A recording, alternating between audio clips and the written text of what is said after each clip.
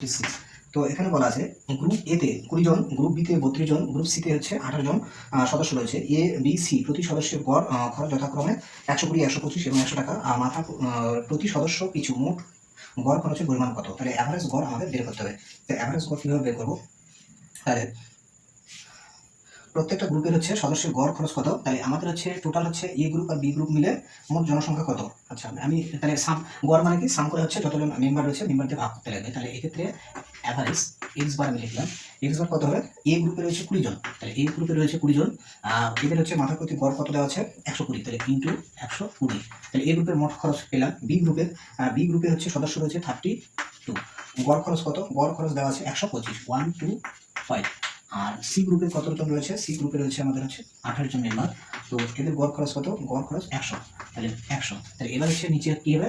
এই যে সদস্য সংখ্যা এগুলো হচ্ছে সাম করতে লাগবে, এটা এটা এটা। তাহলে এখানে হচ্ছে আমি একবারে করছি। তো 20, এদিকে 32, 28, 32, 28, 60, 60 আর হচ্ছে 20, 70, 80। তাহলে নিচে সাম করলে 80 হচ্ছে, মানে এগুলো 20, 32, 28 হলো।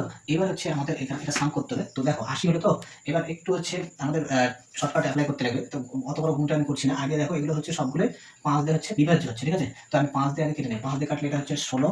আচ্ছা 5 দিয়ে এটাকেও কাটতে লাগবে, এইটাকেও কাটতে হবে, এটাকেও কাটতে লাগবে। তো 5 দিয়ে যে কোনো একটাকে কাটছি আমি, মনে করো এই 20 কাটলাম। 20 কাটলে 5 20, 5 দিয়ে কাটলে এটা 4 হবে।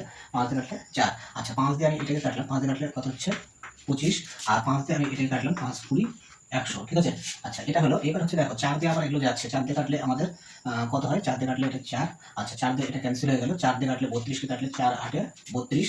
আচ্ছা এই দুটোর মধ্যে যে কোনো একটা কেটে নিলেই হবে কিন্তু। আর 4 দিয়ে আমি এই 20 দিয়ে কাটলাম, 4 দিয়ে কাটলে 5, ঠিক আছে? তাহলে থাকলো আমাদের 4 থাকলো। 4 দিয়ে এটা যাচ্ছে, এটা যাচ্ছে, এটাও যাচ্ছে। তাহলে 4 দিয়ে এটাকে কাটলাম, 4 দিয়ে কাটলে আমাদের কত হচ্ছে? 3 4 12, এখানে 30 হলো।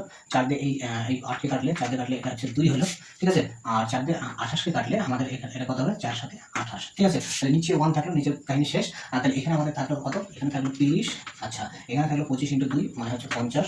আর এখানে থাকলো আমাদের হচ্ছে 7 × 5 হচ্ছে 35, ঠিক আছে? এটা সাম করলে কত হচ্ছে? 5। তো ইউনিট ডিজিট আমাদের হচ্ছে একটু খেয়াল রাখতে লাগবে।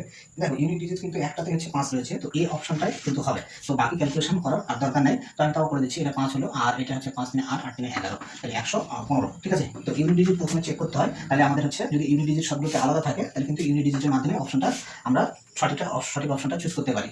তো এই ছিল, এটা একটু লেন্থি ছিল কিন্তু খুব একটা কঠিন ছিল না। তো আশা করি বুঝতে পারলে। তো ভিডিওগুলো ভালো লাগলে লাইক শেয়ার করো, তাহলে মোটিভেশন পাওয়া যায়।